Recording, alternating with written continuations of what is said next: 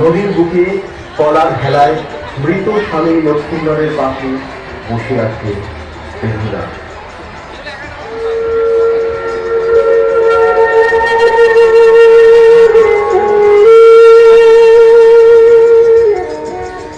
মা, তুই যাস না মা, তুই যাস না, তুই ফিরে আয় মা।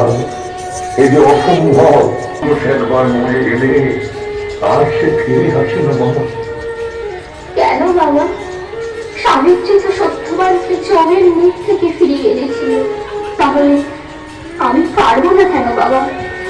আপনি আমাকে অনুমতি দিন বাবা। অনুমতি কি করে দিই মা? বেশ, তবে যাও মা, যাও। শিব শম্ভু, হে দেবাদি দেব,